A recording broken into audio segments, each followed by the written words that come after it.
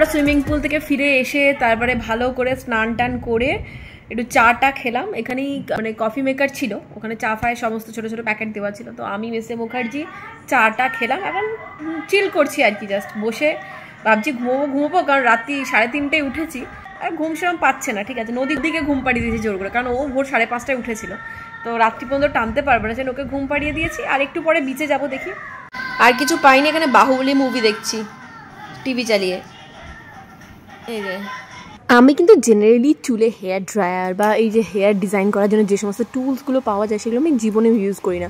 আমার বাড়িতে প্রচুর পড়ে থাকে, তবুও ইউজ করি না।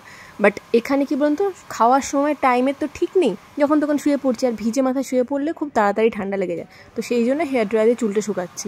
অ্যাকচুয়ালি আমার থেকেও নদীটা বেশি ইম্পর্টেন্ট ছিল। একে তো সুইমিং পুল থেকে উঠেছে, তারপর আবার অসময়ে স্নান। আচ্ছা, আমরা এখন সবাই রেডি হয়ে বেরোচ্ছি বিচের জন্য। নদী, আমি, নদীর পাপা, তাই তো নদী? টুপি নিলি না একটা, ঠান্ডা লাগে যদি।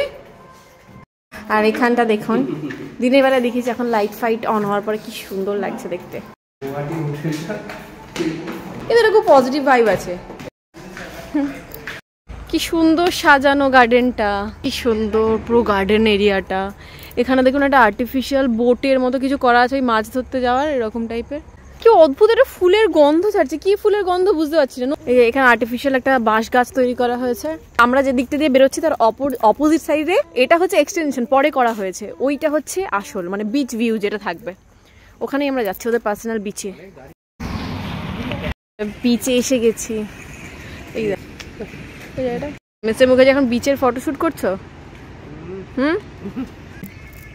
এখানে কফি, চা, drinks, soft drinks, hard drinks সব কিছু পাওয়া যায়।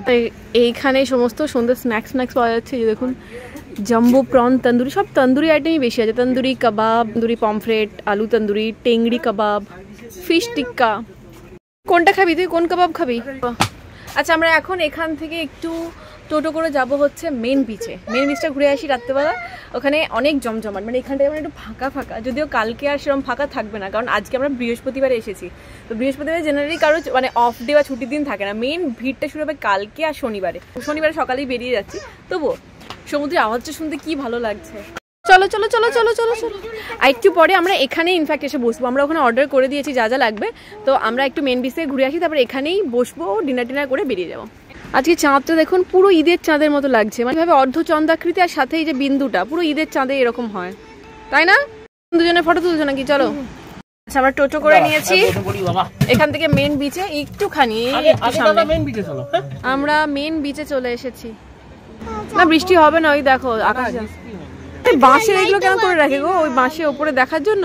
আর এখানে ওই যে বাচ্চাদের গাড়িগুলো চালায় না, ওই রিমোট কন্ট্রোল কারগুলো, সবাই চাপছিল দেখে নদীরও চাপতে ইচ্ছা হয়েছে। আমি বললাম বেশ ভালো লাগছিল, মানে ওয়েদারটাও ভালো, আর এরকম বিচের পাড়ে এরকম গাড়ি চাপতে তো আমাদেরও ভালো লাগে। একটা যদি স্কুটি রেন্টে পাওয়া যেত, আমি তো এখানে স্কুটি চালাতাম। এটা মনে হয় ঝাল হবে নাকি? আর মেন বিচে এসে এই হচ্ছে সেই ফেমাস লঙ্কার চপ, যেটা কটকে দিদিভাই খেতে ভীষণ পছন্দ করে। তো আজকে আমিও ট্রাই করছি, সেদিন আমি করিনি। মিস্টার মুখার্জি আমি মিলে মোটামুটি 4টে পকোড়া খেয়েছিলাম, বেশ সুন্দর, মানে ভীষণ ক্রিস্পি করেছিল। যদিও গোটা লঙ্কার পকোড়া করেনি, কটকে গোটা লঙ্কার পকোড়া করেছিল। আর এখানে না মাঝখান থেকে 4 ভাগ করে দিয়েছিল, সেজন্য আরও বেশি মুচমুচে লাগছিল। ঝাল কোনোটাই নয়, ঝালটা নয়, খেলে খেতে পারিস, কিন্তু শরীর খারাপ করবে বেশি। ভালো খাও, বেশ মুচমুচে।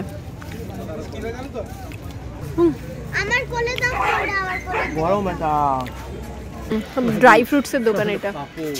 আচ্ছা, এটা হলো মন্দারমণি মেন বিচ, যেখানে সমস্ত টুকিটাকি জিনিস পাওয়া যায়। যদিও আমি লাস্ট দিনে যেদিন এখান থেকে বেরোবো সেদিন এখানে এসে টুকটাক শপিং করে নিয়ে যাব। তারপরে আমরা হোটেলে ফিরে অনেক কিছু খাওয়া দাওয়া করেছিলাম, বাট এত টায়ার্ড ছিলাম না, আর কিছু শ্যুট করতে ইচ্ছা করছিল না। তবে যেদিন আমরা পৌঁছেছিলাম না, মানে আজকে দিনটার কথা বলছি, তো বেশ ঠান্ডা ছিল। সকালের দিকেও বেশ ঠান্ডা লাগছিল, আর রাতের দিকে তো ঠান্ডা লাগছিল না। ওদিকে সোয়েটার পরে এসেছিলাম, কিন্তু টুপি আনতে ভুলে গেছিলাম। আস্তে আস্তে দুজনে বাড়ি ফিরছে, মানে হোটেলে ফিরছে। আমরা ওই জায়গা থেকে এবার আমাদের দিকে চলে এলাম। আমরা এসে এখন এই নিচের কি বলে এটাকে জানি না, ওখানে বসে আছি।